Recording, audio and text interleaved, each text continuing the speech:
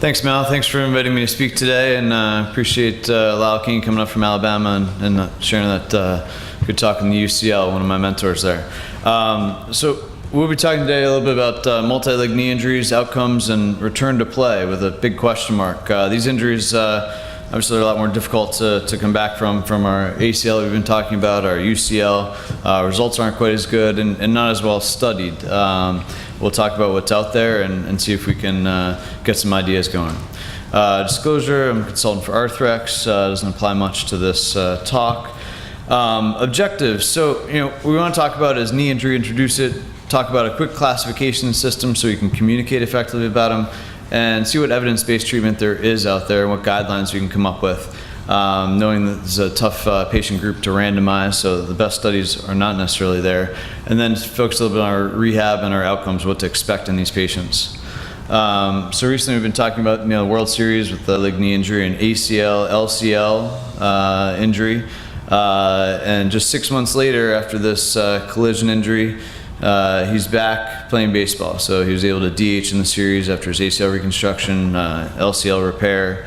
And that's one type of multi-ligament knee injury. We'll talk about a couple. So they can be associated with high energy trauma, MVCs, falls. Sometimes they're low energy, whether it's athletics, like you saw, relatively low energy, or the obese, ultra low velocity injuries. So we'll focus more on the athletic type in this situation. We'll cover them all. So we get the call from the ER, hey, I got a knee dislocation. What does that mean? You may see that on the sidelines or as an athletic trainer. Does it mean guy on the left has this patellar dislocation? Does it mean a true knee dislocation with the medial femoral condyles buttonholed through and irreducible maybe on that right side? What are you concerned for? What's the story and what's going on? So are you concerned for vascular injury? That's our first response when you think about multi-leg knees, at least for us in the ER. So often they come in reduced. You need a good examination and high suspicion. So we start with an ABI or an ankle brachial index as part of our workup, and the vascular injuries are our number one concern. And certainly frequency in knee dislocations, nearly 20%. Many of those need a vascular repair, and some end with amputation, so early recognition certainly important. In our talk, we'll talk a little bit about how do we describe these, whether it's an anterior dislocation, that's the most common with hyperextension injury. We'll show a couple football players with that in a minute, or a posterior dislocation, more like we see the dashboard injury from an MVC. So here's one from a few years ago now, Willis McGahee, running back from Miami against Ohio State with a knee dislocation. We'll slow it down and look at it a little bit. Here he is, a hyperextension. So in college, ACL, PCL, MCL, Reconstruction, actually had a 10-year career in the NFL as a running back. So pretty cool that we can get somebody back like that, but that's not necessarily the norm with these knee dislocation injuries. If we further classify them and look at dislocations, Schenck has his classification, KD 1, 2, 3, 4, 5. Most of the ones we'll talk about are in this 3 and 4 category, where you have 3 as a bicruciate injury and 1 collateral ligament, either medial or lateral. Many of those are classified in this way in some of the studies that we'll go over. Here's another one, Marcus Lattimore, running back. You see here with South Carolina. He was injured, we'll slow it down again. He had a similar hyperextension injury, but this time ACL, PCL, posterior lateral corner, LCL. You see the leg coming up over the top, not a good sign. So he was similarly reconstructed and made it back to play football, but was drafted in the first round by the 49ers, but didn't make much of a hit in the NFL. He never quite felt right. Everything has to come together just right with these for them to do well. Kind of like what Kevin was talking about earlier with his basketball player. So we need good surgery, good rehab, need to get a little lucky. Luckily none of those guys had neurovascular injuries. We're going to neglect talking about that for the moment, but concentrate on the orthopedic part of it. So there are a couple controversies we'll go over in management and then see how they might affect outcomes in multi-leg knees. First of all, do we operate on these guys, or can we treat them non-surgically? What should be our timing and our ideas versus repair versus reconstruction? Here you see another similar guy with that rotational dislocation, the medial femoral condyle buttonholed through, and see the X-ray at the same time. So that's one that certainly needs urgent care, and then that reduction, and then decide how to manage it. So if we look at a couple studies in the literature, first of all, our first concern, non-op versus surgical management. There are a couple of studies from 15 years ago that show this pretty clearly in retrospective series, where they managed, this group presented AJSM of 89 dislocations, 63 managed surgically, 26 non-surgical. The return to sport significantly difference with the surgical group returning threefold higher to sport at 56%. Not necessarily at the same level, but returning to sport. They noted that surgical management was better and outcomes better under age 40. Another non-op for surgical management group in 2001, again, meta-analysis in this case, looking at 6 studies that showed had 132 surgery patients, 74 non-op. In surgery, you got better range of motion, fewer flexion contractures, and better functional scores. Interestingly, they didn't have a difference in their return to work or sports. Not many in either group returned to sports, and there's no difference in their instability. So they concluded that surgical treatment, though, had improved outcomes, there's still significant disability with these injuries. So that's important to take home. So most of them do get treated surgically with reconstruction or repair. Timing, we have 3 things to think about. Is it acute? And by definition for these, acute being less than 3 weeks. Is it done chronic, so after 3 weeks, or is it staged? You're going to fix part of it and then come back and fix the other part of it. So Harner worked and looked at his retrospective series in 2004 in JBJS, 31 patients with 2-year follow-up. And showed that his acute group, less than 3 weeks, improved with their outcome scores, and they had no difference in range of motion long-term at final follow-up. So in his hands, the acute surgical intervention across the board did better. Now, when you compare these groups, we're not talking apples to apples here, because a multi-leg knee could mean many, many different things, obviously, like we saw in that outline. So another group here, acute versus chronic versus staged. In acute, the differences they saw in this meta-analysis, this is JBJS by Mook in 2009, showed with acute injuries there's a higher chance of recurrent anterior instability, higher rate of loss of flexion, increased risk of needing manipulation, however, despite all that, the chronic still did worse in the outcome scores than those managed acutely. So it's difficult to tease out with all these factors. Some of these recurrent anterior instabilities are repairing the collaterals instead of reconstructing. Some of it depends on how aggressively you're going with postoperative rehab and range of motion. So across the board, a bunch of studies have an idea that with an ACL, PCL, MCL, so that KD3M, you might brace the MCL followed by an ACL, PCL reconstruction, or might repair the MCL followed by ACL, PCL. So perhaps a staged procedure, maybe more likely to do an acute procedure in ACL, PCL with a lateral injury, posterolateral corner, to try to repair or reconstruct quickly as there's excessive scar in that area.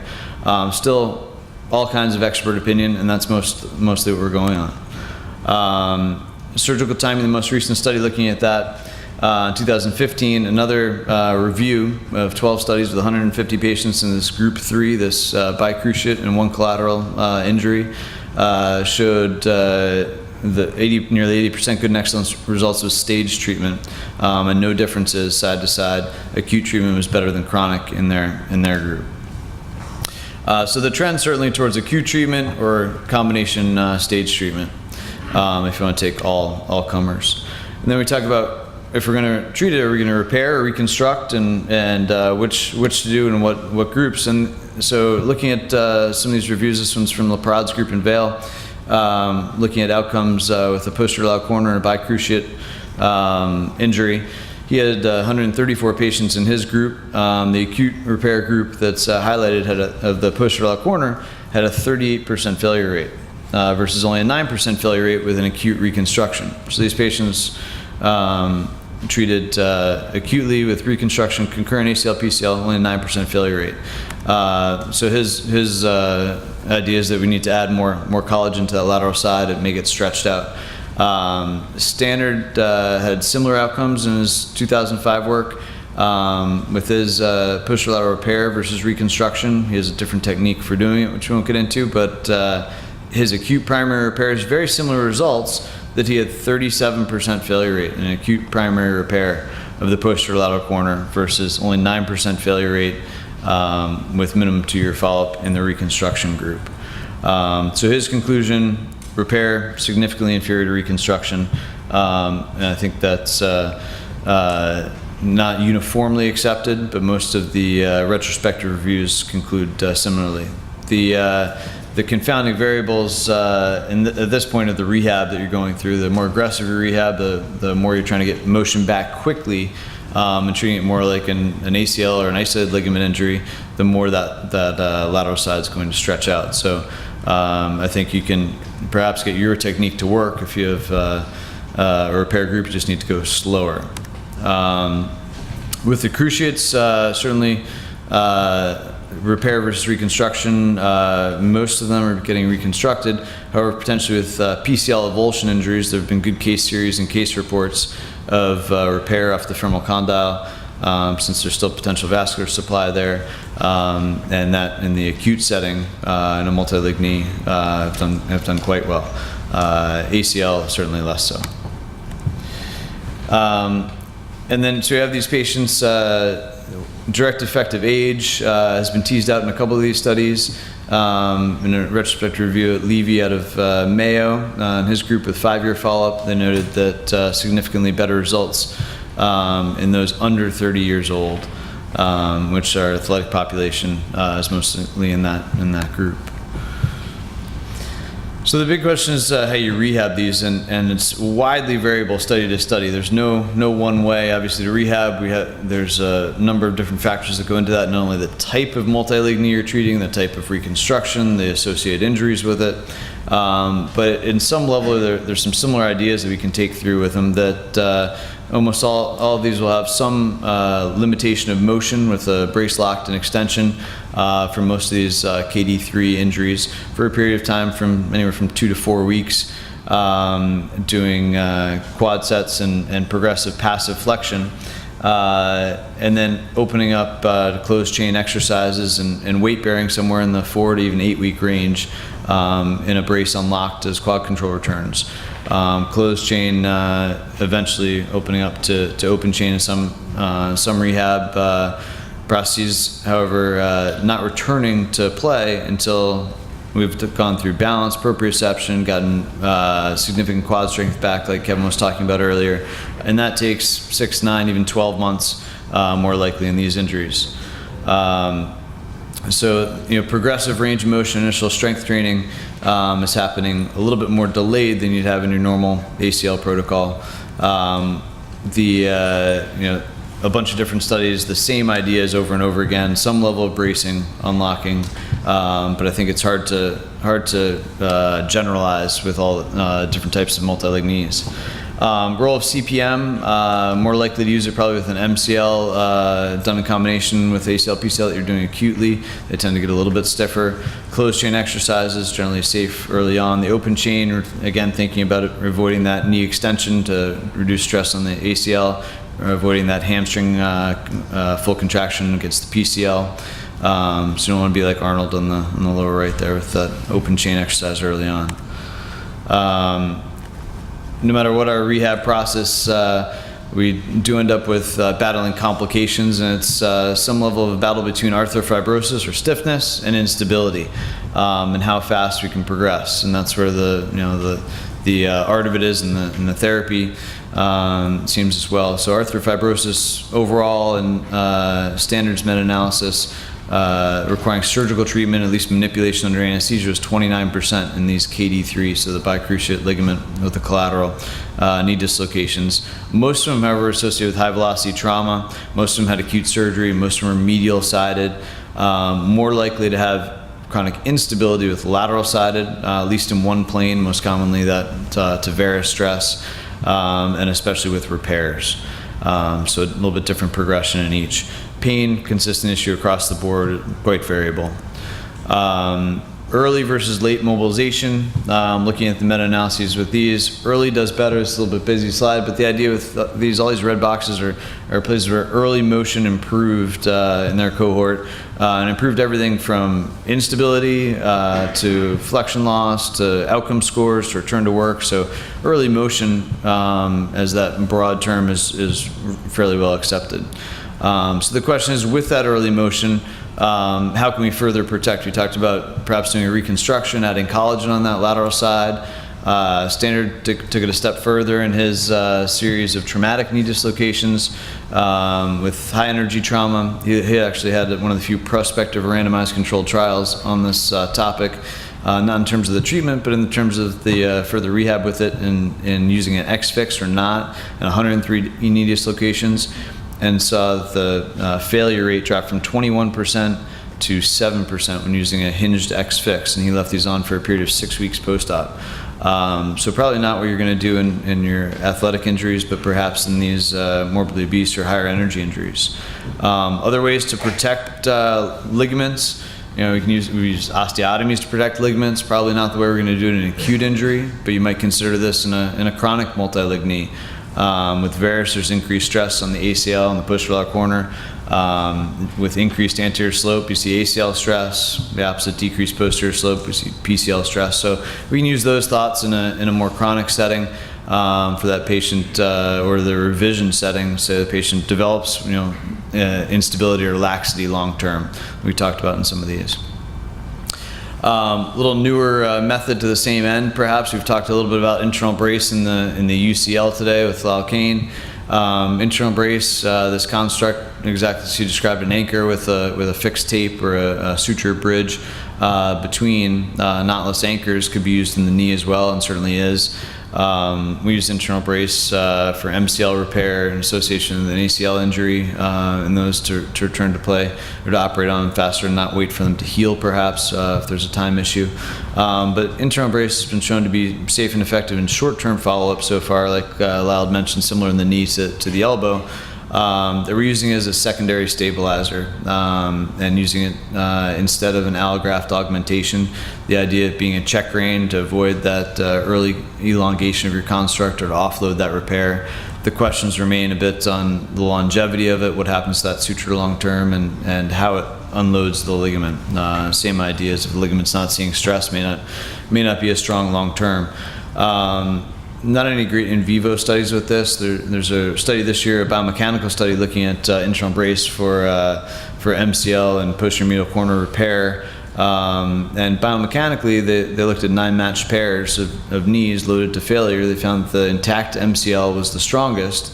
However, the repaired MCL of a proximal tear and an internal brace was stronger than the repair alone and equivalent to an allograft reconstruction.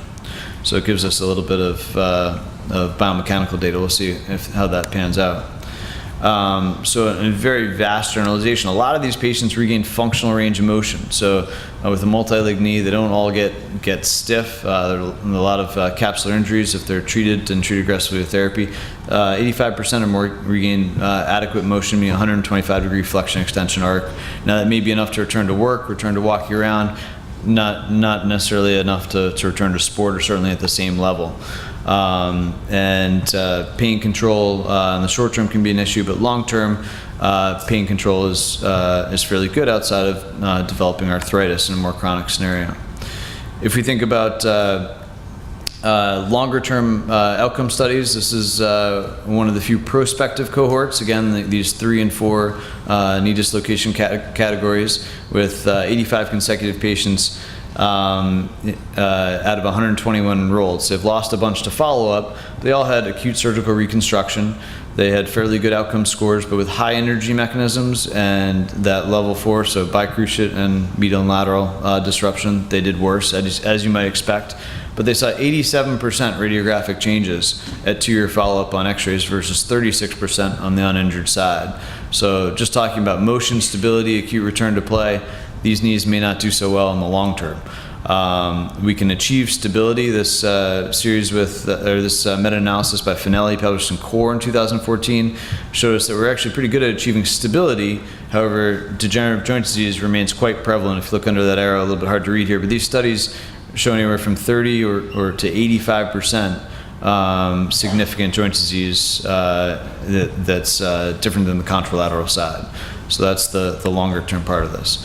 However, return to sport, Willis McGahee we talked about, he returned to a successful NFL career after his ACL, PCL, MCL reconstruction, played for 10 years. Kyle Schwarber, more recently coming back, not quite as an NFL running back, but as a DH in baseball, 6 months out from his ACL reconstruction and LCL repair to help the Cubs win the World Series. Return to sport, there's really a paucity of literature out there on this topic. There's certainly expert opinions, some good stories, but historically we've seen anywhere than 20 to 40% return to the previous level with open reconstructions. Really the best study on this is in AJSM by Hirschman from Switzerland, not our Hirschman here, but 26 elite athletes with knee dislocations. They were all treated with an open single stage reconstruction. And they had 67% with nearly normal IKDC scores, 79% returned to sport, but only 1/3 of them returned to the same level. So that may be part of it. Small range of motion deficits, they found decreased their ability to return to the same level. So our overall limitations with this is there's not a lot of high-level evidence or prospective data. All these knee dislocations have a personality to them. There's different mechanisms, types. They're very hard to classify and come up with a good one-size-fits-all treatment. And there's a lot of things that work, but there's still significant morbidity. So conclusions that I can draw from a lot of this are, in general, that operative is going to be better than non-operative management from what we know, that early or perhaps staged treatment is usually better than delayed surgery. If we're doing early surgery, mobility is important in early therapy. In early reconstructions, the lateral side, especially LCL, PCL, posterolateral corner, a reconstruction, or at least an augmented repair, looks to be better than just a repair alone. That probably has to do with our aggressive early rehab in these. Whereas a repair for the MCL may be adequate. I may not need that reconstruction. So the challenging injuries, these controversies certainly remain. Hopefully give you something to think about a little bit. Our operative techniques are certainly improving, allowing us to more anatomically reconstruct and provide new collagen, new structure, and perhaps internal brace will be one of the intermediary answers like it is in UCL at the moment. But either way, to return to sport at an elite level continues to have limitations. Here, Marcus Lattimore, he was drafted in the first round, but he's a good example. A guy that returned to play football but didn't feel right. He wasn't able to return at an elite level and never was able to play in the NFL. Thank you.